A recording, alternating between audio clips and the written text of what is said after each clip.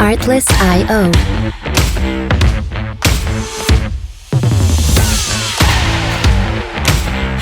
Hi, everybody. Welcome to Purpose Your Passion podcast. I'm your host, JohnE.Avocado. And as you know, I'm on a mission to make the world a better place. And I think to do that, we have to make ourselves better people. So to purpose my passion, I've taken it upon myself to go around and find people in the world that I think are doing that very thing. Stephen Key, my today's guest, is a well-known individual that has done this before. Stephen not only designed the modern licensing blueprint, but he literally wrote the book on it and then started passing it out to folks. So that basically now just about anybody with an idea and access to a computer can get their idea or their product to market. Welcome, Stephen. I appreciate you stopping by so much. Well, thank you so much, John, for having me on. It's my pleasure. Well, first off, I'd like to know how you're doing. I always get into the meat of it sometimes, but oftentimes I forget to ask my guests, how is it? How are you doing? All your process and programs really panning out for you the way you want?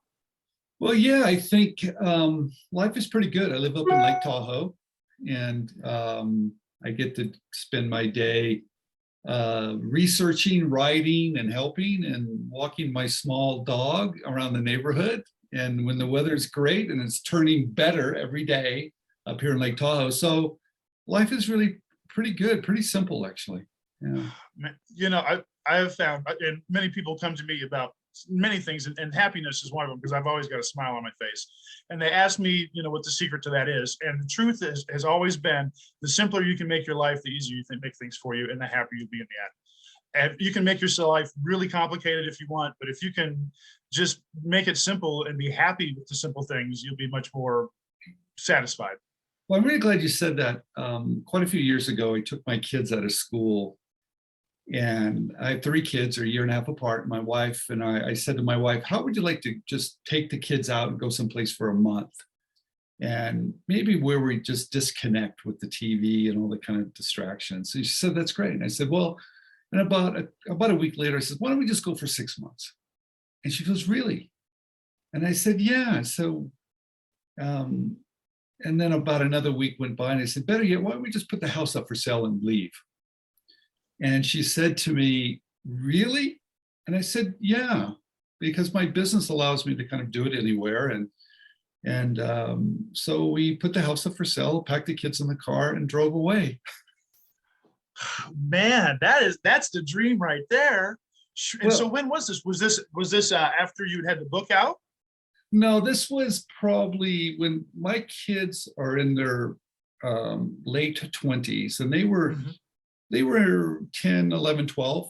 So it's been a few years, but I think getting back to being happy and what do you need? And so we drove around. My wife did homeschooling, and we drove around all the United States. We stayed at hotels, and we rented houses. But what happened is that each person only had one bag. If you couldn't carry it, you couldn't bring it. And so we ended up traveling around the United States for 6 months, and we came back to the same town, and 2 things happened. We realized it's not, you can find a prettier place, but it's really about relationships with people. And number 2, what do you really need to be happy? And all we had was our bag. And I realized I didn't need some of the trappings. So we kind of downsized, and we said, what do I really need? And I realized I needed my family. So that was one of those lessons I learned, that some of the things that we think we need or want don't really bring us happiness. So. Yeah. Very much. It seems like, you know, all the upper top level executive self-help that's out there, and the coaching and the advice that it is, it's all about to come back to this very simple thing, is to, you know, just enjoy what you have and the connections you have and those things that are close to you. It's pretty. Yeah, I think when you're younger, you or maybe material things are important. I understand that, and sometimes you have to get those out of the way. But I think if you're lucky, you'll come back and realize you can only wear 2 pairs. You can only wear 1 pair of shoes at a time. You can only live at one house at a time. And how many cars can you drive at a time? So I'm all about keeping it simple. And people are surprised when they come up to my house and they think they're going to see some fancy car in the garage, and it's a Subaru. And it's just like, and I washed it like maybe twice a year. And they're like, Steve, I don't understand. You just drive a simple car. I said, yeah, because my life is pretty simple. And I like it that way. And that way I can do the things I really want to do and not worry about some of the other things you collect. Mm-hmm. Yeah, it's not. My father and I used to kind of get in arguments sometimes about this, and I didn't care how many people showed up to my funeral. I wanted to know how many people showed up to the house. Yeah. So I think it's finding something you really enjoy doing and doing the best job you possibly can, but it's trying to live in the present and because I know we're always looking for the future, and sometimes if you're really striving for things in the future, you don't live today, right? You live in the future, or some people even live in the past. I'm not wild about that either. Yeah, I have a tendency to look too far ahead, so I'm working on it myself to say, all right, the goals are great, but you have to kind of enjoy each day as it comes. Yeah. So that's one of the questions I want to get us onto. I found that, one of the greatest successes I started finding in my life was when I found my wife, and she was somebody that helped ground me. You talk about, living in the future and living in the past. I actually kind of caught myself in the middle of those. I lived totally in the past or way in dreams in the future. And I had a hard time connecting with the here and now. And when I found my wife and started to develop a family and started to make those familiar connections to what's happening in the world around me, it made tethering myself to the present so much easier. Does your family do some of that for you? Or how do you find yourself? How do you put yourself in the present? Well, like I said, I'm working on that even more, John, because as an inventor, as someone that's trying to take my ideas and bring them to market or help other people do the same thing, you're kind of looking ahead always. You're kind of looking at planning ahead. But I think my wife, and I'm glad you mentioned your wife too. I married the most amazing woman, and she helps me try to find that work-life balance a little bit. And what's really important kind of too. So I think it's important to have someone in your life that can kind of help you get to where you want to go, support you, and even tell you when you're not doing such a good job at times. I've been married over 30 years, so I have a great partner in life. So I think we all need someone, right? And the support, it could be your spouse, it could be good friends, it could be family, it could be any type of organization or community to keep you on track. Yeah. Mm-hmm. Those connections, man, it really holds you accountable to things that are in the present as opposed to just in the future. Well, I think they do, and that's how we met, right? You were you're part of a larger community, and you kind of let me talk to your community, and it was really kind of great to be able to do that. So thank you for that. But I do believe, I think we all need to kind of appreciate the simple things, because life has gotten a little complicated. And it can be, and so that's even part of how you and I, or my attraction to you in your book began, was the simplicity of your methodology. You even say it in the statement, is the one simple idea. And so how could I take this thing, even though there's so many larger or bigger moving parts than what I have knowledge of or access to, how can I tap into that if I see it as a network? How can I use my speciality and combine that with other folks' speciality? And if there's already a system, a capitalistic system in place, how can I plug into that? How can I put what my part of that is into that machine? And I think that's what you really truly did with the book there for me. Well, I wasn't great in school, John, and I remember I got this call from a vice president at McGraw-Hill from San Francisco office and said, Steve, you should write a book. I thought that was the last thing I'd ever do, and I went ahead and wrote this book, and I had some help, right? Because I'm not a writer, and I had some help, and I just told a really simple story, and it was a story of overcoming obstacles, because I have quite a few obstacles to overcome, and I found a way of doing that was really easy for me, And this, this person at McGraw-Hill knew that some of the things I was talking about could probably help quite a few people that probably have the same type of obstacles too. So I wrote this book called One Simple Idea. And I didn't, when I was writing it and working with the publisher, and we were trying to come up with a name. And he kept on saying, Steve, you keep on saying one simple idea. It's just a simple idea. And that should be the book. And I thought, wow, yeah. So the book is all about overcoming obstacles. And I think we all have them. And how to look at things a little bit differently, and how to create opportunities. And I think it tells us a very simple story. And it came out, I think, in February of 2011. It's been translated in 5 different languages. And it surprises me it's done so well. So I want to ask you just a little bit about that. You said it especially in that book there, in the forward of it, that you were kind of a little you didn't know if you wanted to put what you and your partner, wasn't it, that you worked together to put the program together, that you didn't know if you suddenly wanted to put this out into the world, and if it was right to just suddenly put it into a book and give it for the price of a book to all these folks. How did that process go for you, because I think it's pretty definitive, and I'll get to it in a moment. How did you get through that process, that you took that leap, that you decided that you saw what that would be for you? Yeah, that's a really good question. Thank you for asking that.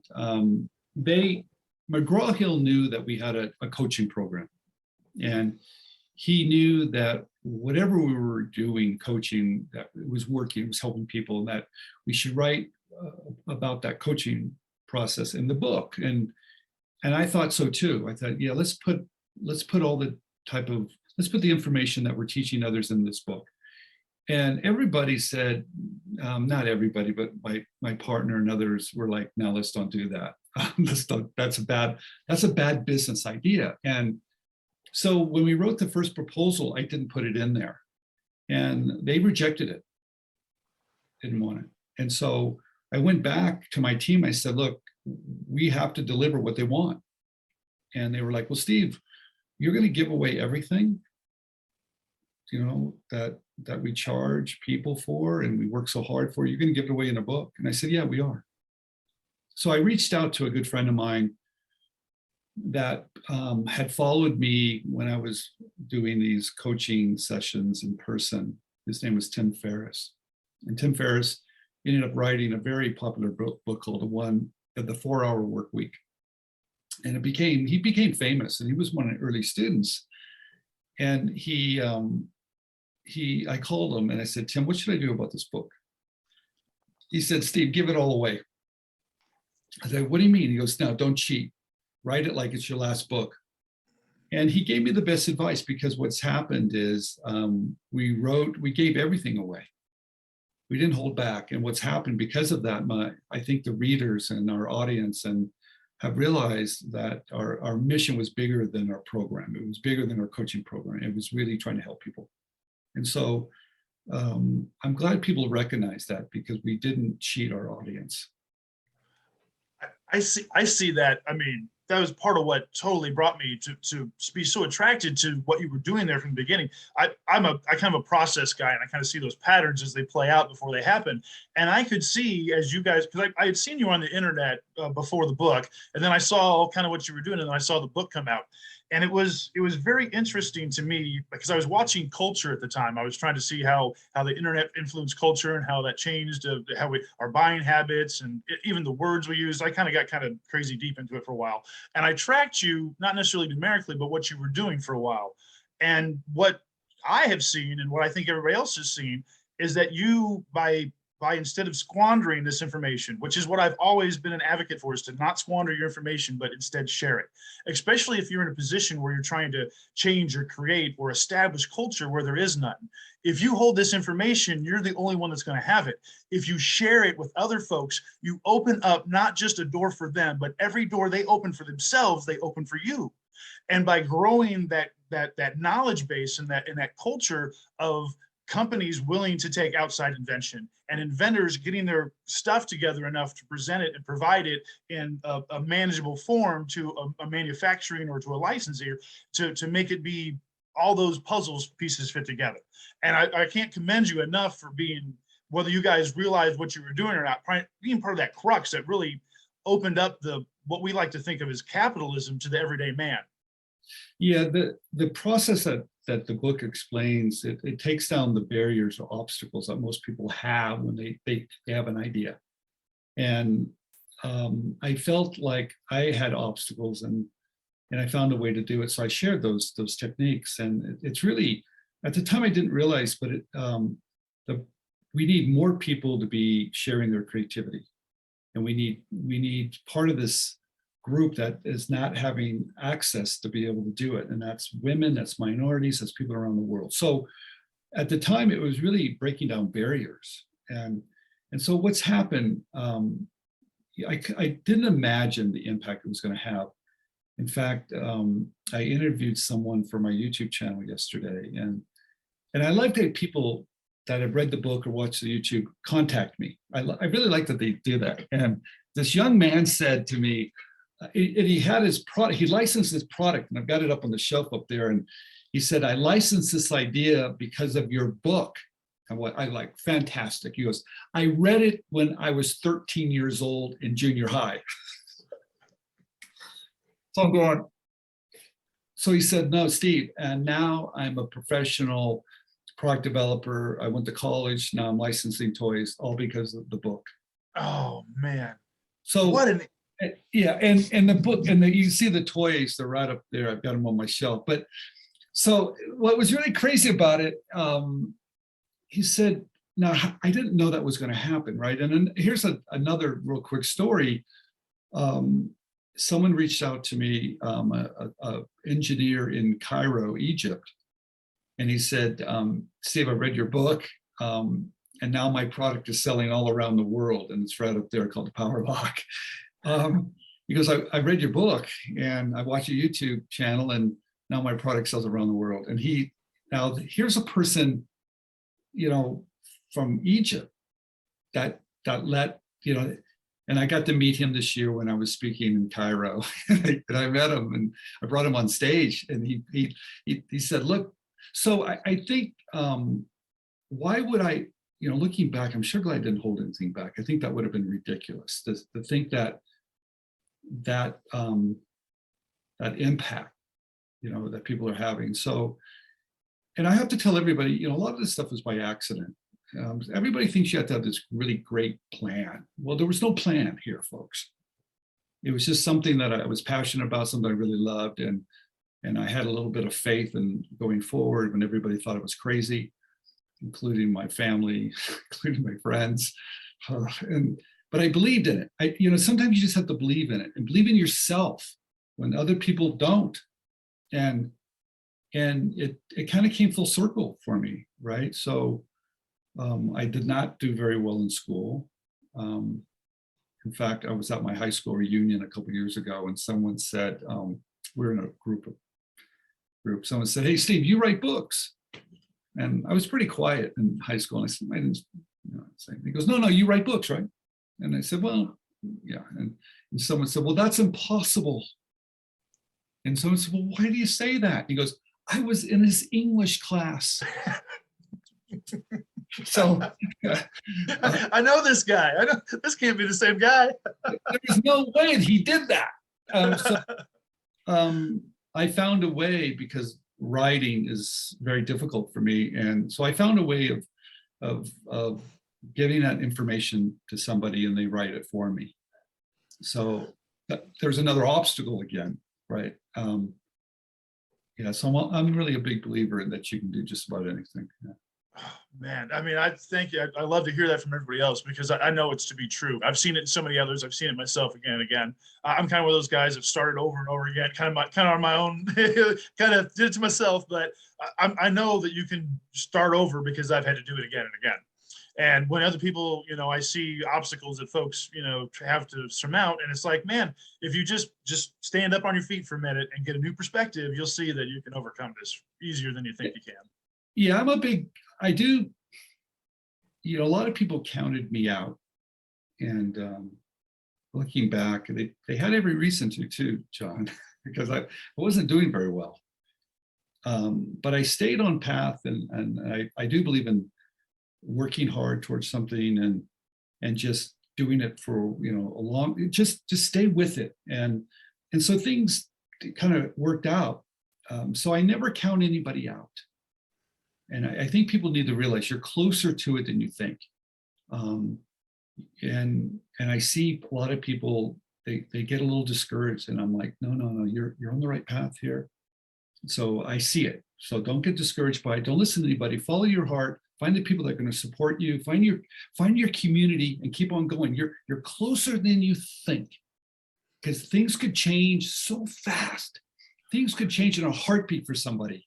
So I'm one of those people that I've seen that happen. It happened to me, and it can happen to anybody. Yeah. That's one of my favorite parts of being in the Inventors Club, is that we get to help make those connections. Also, I've been that middleman forever. I'm the collaborator. I love to get guys together, get an idea, and we'll figure it out. I know a guy that can weld. I know a guy that can do that. Let's get together and make it happen. And so being part of the Inventors Club is it's a dream come true to me, because I get to be in the middle of it all the time. And I'm like, oh, I know a guy that does that, or I knew a guy that had this thing figured out. Let's get the two of you together and try to figure it out. And I mean, a person, I see it again and again, a man or a woman who's been struggling with trying to figure their way over an obstacle that was insurmountable to them for years. Just by being introduced to somebody who does that for a hobby or a passion, it's like, oh, well, let me show you. And it changes the trajectory of their life in a moment. You know, if you look at, I think there's a common thread of people reaching their goals. Okay, and I'm not going to say success, because that's measured so many different ways, right? And but reaching your goals, and I think there's a common element here. And number one is believing. All right, you have to believe when no one else believes in you. Okay, and number two, I think you need to have a pretty good work ethic, and have a routine. You know, I think there's people that have just a routine, right? And they just keep on working, and they get a little bit further, a little bit further, a little bit further, and they just stay with it. You know, they just stay with it. And then someone said, when does luck happen? How important is luck? I define luck as you're the last person standing when everybody's gone, and you're there, and an opportunity walks by, and you're there because you did not leave. So I do think I see that in a lot of people that have reached whatever goals they're trying to reach. You know, they just didn't stop. Yeah. Right. I think I see in some of my own research, trying to put together some of my own ideas, I see this as two parts to the same, is that creative versus that productive. You know, and making sure that you make yourself be productive to get your goal to the end of your goal, but then allowing yourself to be creative to dream, to see what that goal is. I wanted to ask you just a little bit about that. How do you disconnect, so that you're getting wrapped up into so many folks' projects now, and you hear about so many other folks' ideas? How do you provide, or do you still provide time for your own individual invention ideas? How do you let yourself pursue an idea that you know is original to you?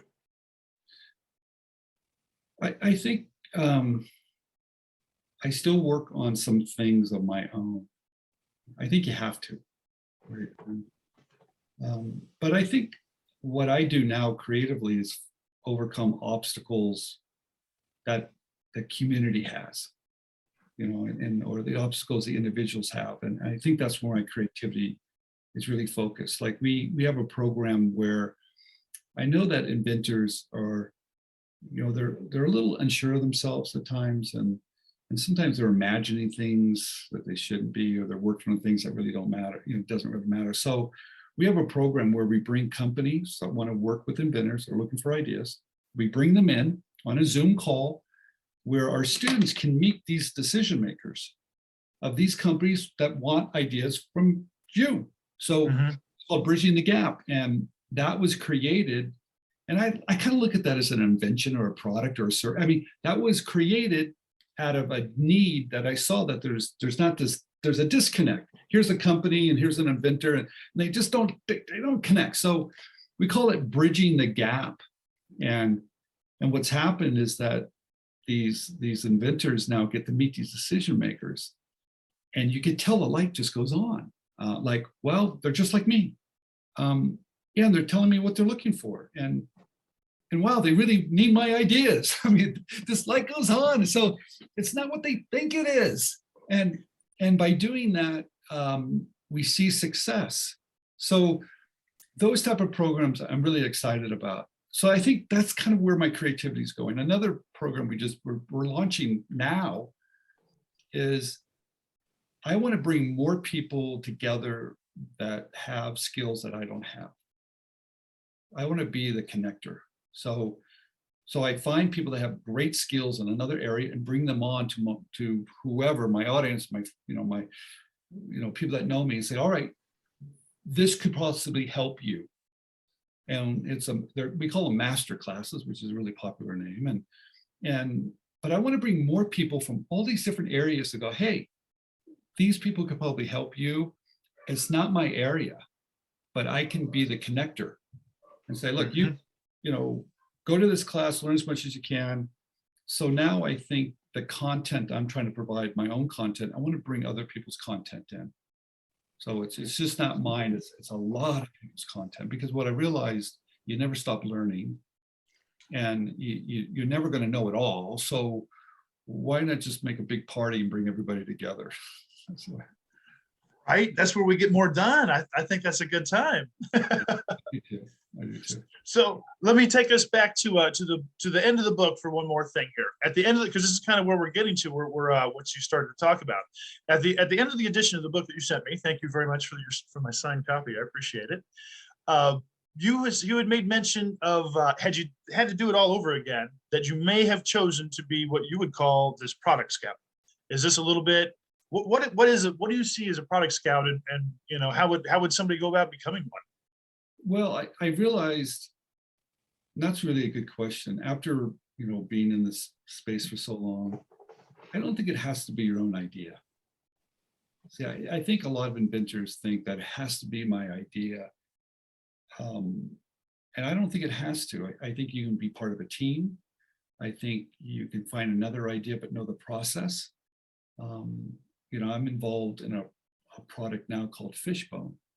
And Fishbone, you can see it there. That's on a product there from Brita that does a filter. It's called Brita Water, and it's a 100% curbside recyclable package that eliminates the plastic rings. And I'm part of a team, right? It's not. I didn't invent this, but I know that the people that did. But I understand licensing, I understand intellectual property and licensing agreements. So what I guess what I'm trying to say is, if you understand the process, then you could find ideas anywhere, right? And build those teams. So what happens, and this is part of what my father told me, if you can find something that doesn't require your hands or your presence and has a multiplying effect, then your opportunity your opportunity just grows. I mean, it's just huge. It just multiplies. So if you have only, how many ideas can one person have? Maybe thousands, maybe tens of thousands. But if I open the door and I could take any idea I see and work with people, it just blows up again. So I'm all about multiplying. I'm a numbers guy. Mm-hmm. And I think if you knock on one door, you have an opportunity for one door. If I knock on 1,000 doors, my opportunities just grow. So I'm a math guy, and I think that if you have a lot of ideas and understand the principles of licensing, that's what the book's about, renting an idea to a company and letting the company do all the work for you so you don't have to start a business, leveraging their power and their manufacturing and distribution. And that's a perfect partner for you, for people like me that don't want to start a business. That's what the book is really, truly about, is finding partners that can help you bring your creativity to the world. So the licensing business model doesn't require you to start a business or raise money or do any of those things that are obstacles for people. And so the last part of the book says, now that I realize, you're just a connector. You understand how to connect the dots. So, you could do it from your town or do it around the world if you want to. I mean, given the technology today, your world just is grown. So why stop with just your own ideas? You could work with anybody. Yeah. Right. Oh man. So that lays so much into another great motivator, Napoleon Hill, who kind of started a whole lot of this on this positive psychology trope about finding specialists and finding the people that you can work with. So if you don't know what it is, but of course there might be somebody out there you can connect with. And he called these, of course, mastermind groups. And so you talking about the process that you could, almost as you create as an invention. I mean, that's a whole realm itself, process engineering. And when you couple that with humans, I mean, what you're essentially doing, I would call it, Stephen, it's social entrepreneurship.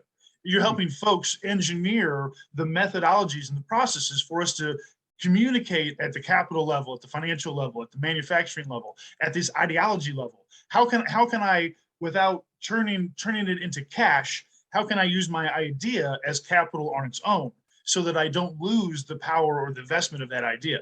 If I can trade it on a market where it has greater value because I don't have to use so many middlemen, then that's better for me and then better for everybody else. You know what's interesting that you said that if you look at the future, with robotics and artificial intelligence and everything else, there's one thing that will never be able to reproduce is your imagination. And I want inventors and creative people to realize you've got a gift. You've got this magical thing that is a commodity that's going to be huge value today and especially in the future.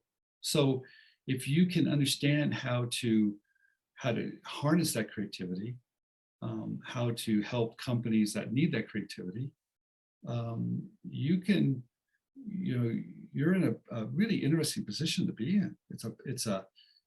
I look at the licensing business model that these companies are working for me. And the one thing they don't have is that a magical imagination that creative people have. And so sometimes we think when we're small or that we can't get it done, or, why would a big company work for me? And I'm here to tell you, small is great. Your mind is huge. Your imagination is endless. So you have this amazing power. But if you don't know how to harness it and you don't know how to direct it or focus it or how to use it, you're limiting yourself to do great things. So the book is all about how to take that creativity and share it with the world, and do it in such a way that anybody can do it, regardless where you live, your gender, or how much money you have in the bank. This is not a money issue, it's a knowledge issue. And that's why I think the One Simple Idea is done so well, because it breaks down barriers for people. Right. It was the introductory book, and then everyone on top of that since then has just been added to that process you started. That's pretty. So when you decide to write another book, is it the instigation that you just suddenly have so much more information, or you suddenly have the time to give some more information, or how does your schedule of books come out? Yeah, I'm writing one now, and I really enjoy it. I remember I have an agent. When I wrote the first book, I told her I'll never write another one. This is ridiculous, and she laughed. 5 books later, what I realized, I have the opportunity to kind of listen and watch and question, and I can interview people.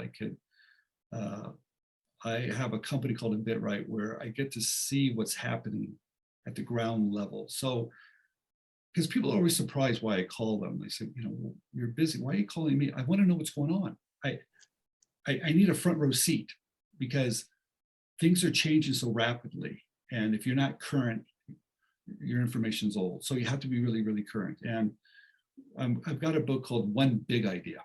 And that's going to show people another roadmap of, one simple idea were ideas that were fairly simple, although there's a lot of revenue that can be generated by it.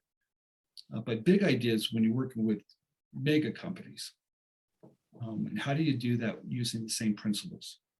And that's what I'm going to tell the story about Fishbone, because that's, we're working with really large companies. And what's really interesting, there was no patents, there was no company, no sales. but it was just an idea. So I'm going to tell that story that's going to surprise people of the power of just an idea, right? And the power of harnessing that idea and finding the right people to help you. So yes, I'm still writing it. I write every morning. And then I get to interview people and I get to have a front row seat. Yeah. Well, that's fantastic. I can't wait to hear that one, because that's the next big one. Of course, I can find this leverage on the small scale. How do I try to leverage a larger idea or to a larger company? That's going to be a lot of folks after that. I wanted to touch on what we started to talk about a little bit along this social entrepreneurship. Your involvement so much in that you started talking about that you developed a process, for folks to plug into, and that you take upon yourself now to take that next step to advocate for inventorship and for the culture and for us as individuals. Now, when you talked to us at the Inventor Center here in Kansas City last month or so, you talked a little bit about how you were going to go to DC and advocate for us. Could you talk to me a little bit more about what that advocation is? What position do you have? What position do we have? What's the opposition? What is it that we as inventors or capitalists or Americans face? Well, I don't, I think if you're an entrepreneur, you always have some obstacles in your way, right? And I just believe in getting around the obstacles. So there's always going to be those problems in front of you, right? So I don't think that's ever going to change. What I've also been working on is we have a program called I don't know if it's a program. It's like, I don't know what it is. It's called Inventors Groups of America, where we bring on leaders and we help the leaders help their members. And it was all about the leaders of these groups. And I think they're angels, by the way, of these inventors groups, because they're nonprofits, they're volunteers, and they all have the same goal of helping each other. So we created Inventors Groups of America just so the leaders can know each other. They didn't even know each other. That to me was that seemed really odd. That surprised me when I got into this. Yeah, they don't. And because of Zoom, I thought, why don't they get to know each other? What are you doing in New York? What are you doing in San Diego? What are you doing over here? And so now we created that. So now they get to talk and to know each other. And we had our first event years ago in Washington, DC at the USPTO. We walked on Capitol Hill, and we were just wanting people to know that we're kind of coming together a little bit. The problem I feel is that most inventors, we don't really have a voice, a voice. There's no one organization representing us very well. I think it's kind of, there's all these little noises, but not one. And I don't know if I'm the person to do that, or even Inventors Groups of America is the right organization to do that, but it is needed. I do know that. So you hear a lot of noise about patents and I try to tell everybody, I love patents. And I'm a big believer in patents. They don't work very well. They never have, but there's a lot of value in it, but do it right and educate yourself on what's right. And we need more people educating us inventors on how to use these tools correctly, because I would say over 90% of all patents never make any money. So something's wrong here. And the USPTO needs to educate a little bit, which they're not. We all need to educate a little bit. So I'm a big believer in doing that through writing. I write for Forbes and Inc. and Entrepreneur on patents. I don't poke people too much, but I try to get people to, all right, how can we do a better job? I will be speaking at the World Intellectual Property Forum in Bangkok this year.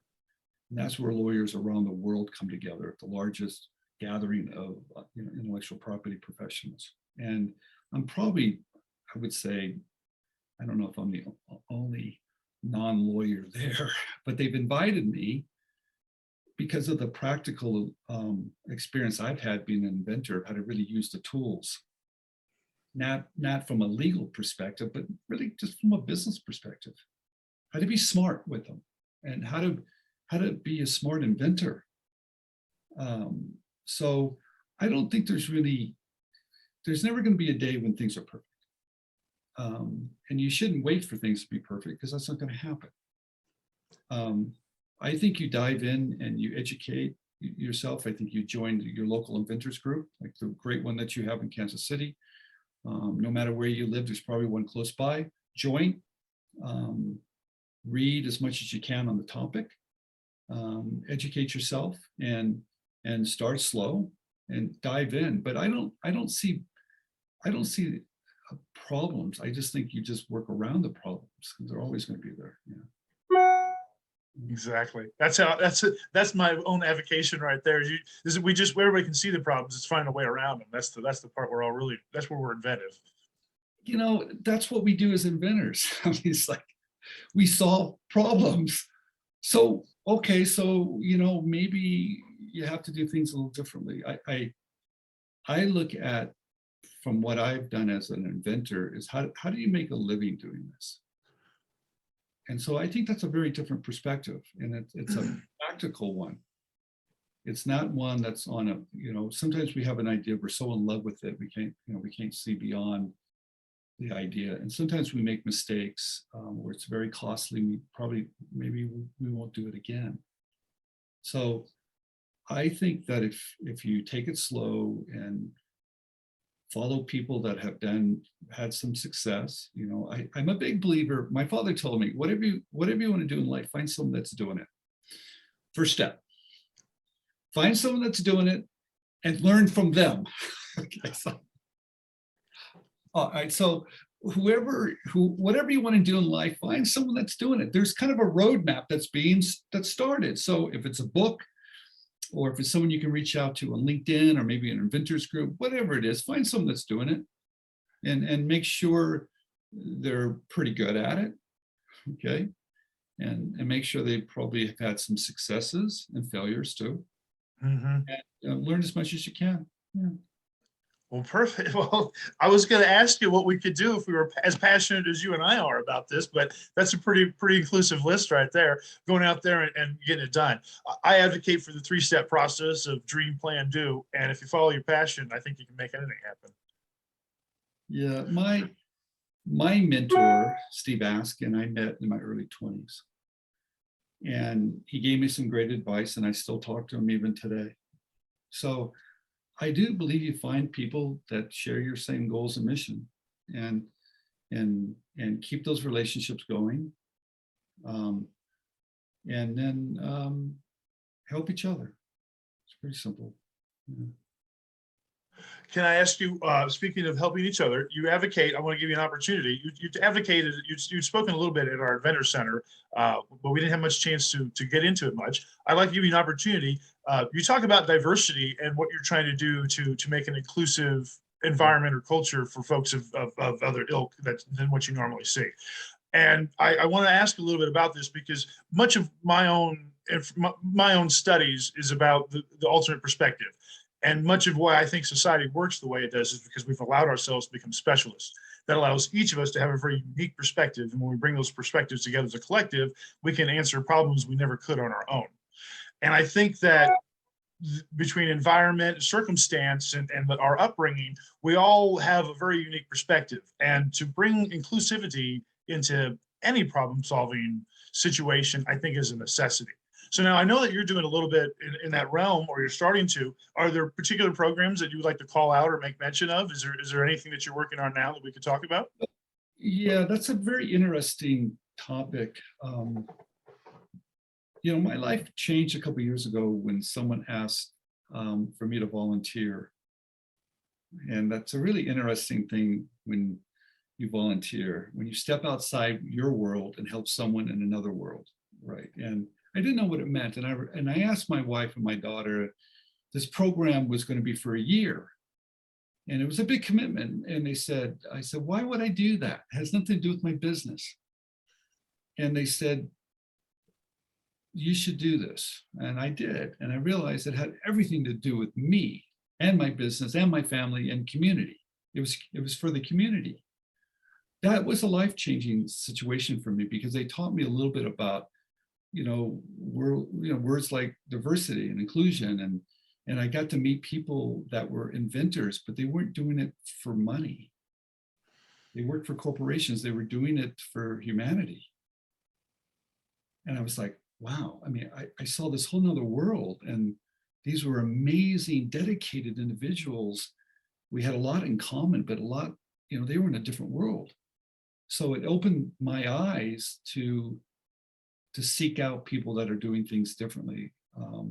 And they let me in to their world. And I cannot thank them enough. And that was the AAAS Limbleson Ambassador Program. And the AAAS is an American Association for the Advancement of Science, or the oldest science organization, I think, in the world. And the Limbleson houses the inventions in the Smithsonian. And they asked me to be part of the program. So I'm an ambassador for the inventing community, along with some other amazing inventors for the rest of my career. They showed me what community was and how to give back. So that opened doors for me now to be part of other nonprofits. And part of the mission of all these other organizations is really about helping our creative community understand intellectual property.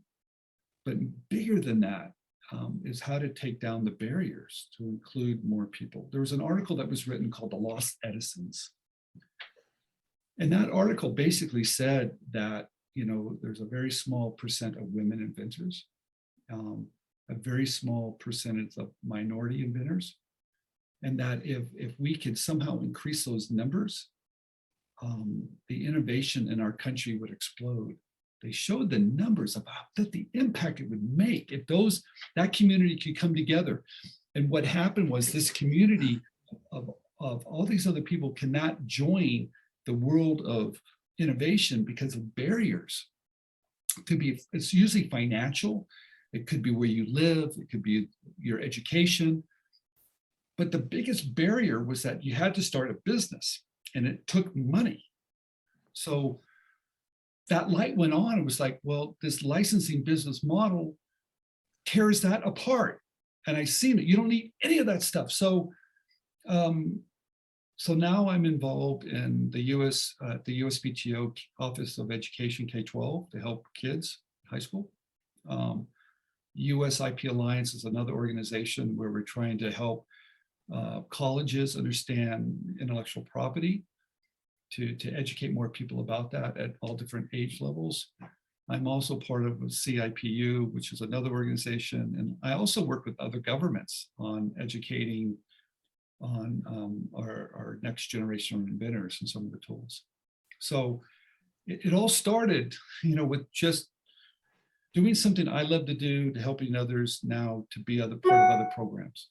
So I'm a big believer in giving. You don't know where it's going to go.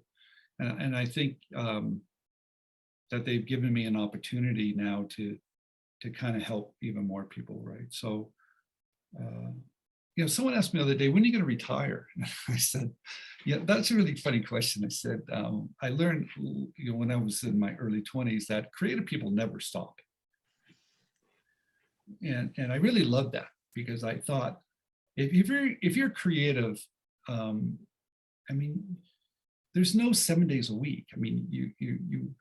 You love it. Monday morning, you're ready to go. It's Sunday and you want it to be Monday because you want to get what is that passion? What is that magical thing that happens that you're so excited about what you do that it's not work? It's just something you're excited about. So I'm excited about this stuff. And I've been excited more today than I was even in the past. So yeah, I'm involved in quite a few things, and I do believe my mission now is to show that person in Cairo, or that person, that junior high person, or someone that doesn't have the opportunities that some people have, right? That maybe they live in an area that they're not getting the support, right? Or how can we have an impact? So, yeah, I have a great opportunity. I have a lot to do. I appreciate that. And I'm going to have to call you out on one. I'm going to say that you proceduralized the hustle. You took it, the very statement you said that I could figure out how to do this without money.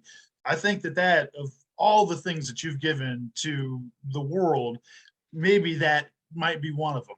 And I have seen this again and again from that very statement and standpoint that you took here, and have seen it multiplied across the whole spectrum of society, that the hustle has changed. It's not to tie in or to convince or dupe somebody, but it's to really find the connections that you just flip the right switches and then you made what everybody wanted. You really can make everybody happy if you figure out what everybody needs. And it's those of us that sit in the middle that flip those switches to make those connectivities for other that make a lot of this possible. And I got to commend you, Stephen, for really the 10-step process. You really did. You quantified the hustle. Thank you. Well, thank you for saying that. And when we first started teaching this, John, everybody thought, this is crazy, Steve. What do you mean you don't need a patent? What do you mean you don't need this? What do you mean you don't need this? And they thought it was crazy. And we kept at it. And we have so much, we've seen so much success with this process.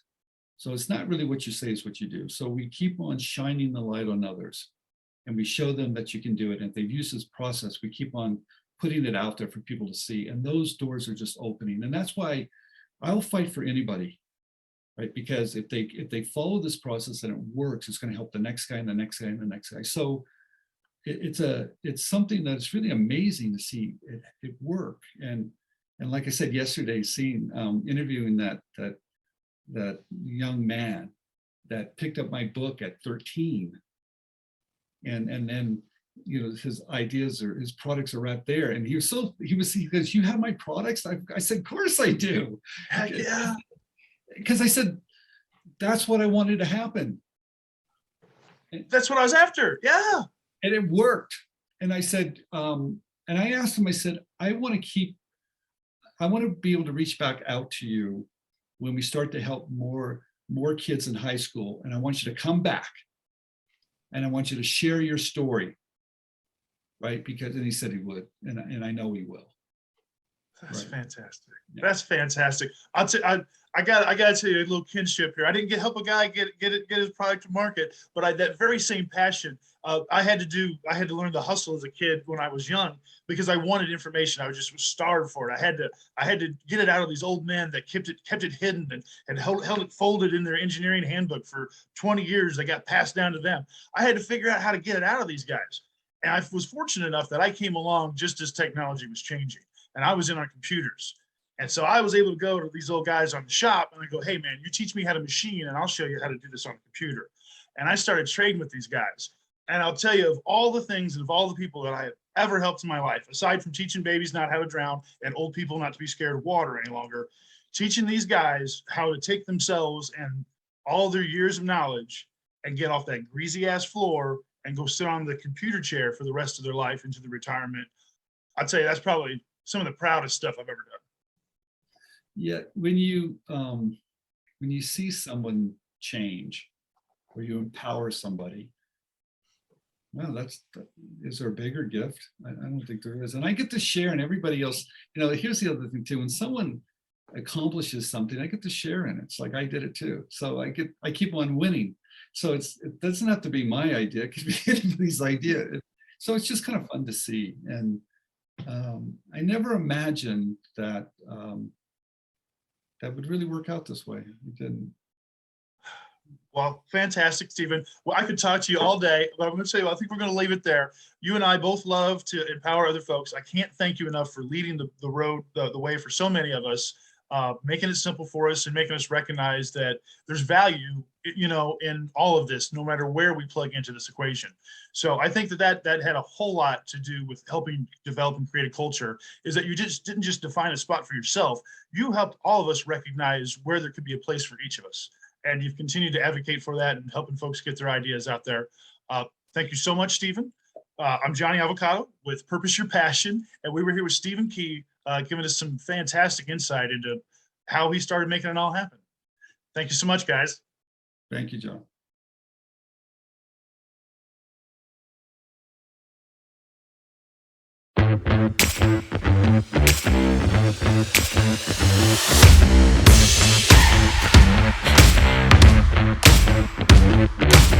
Artlist.io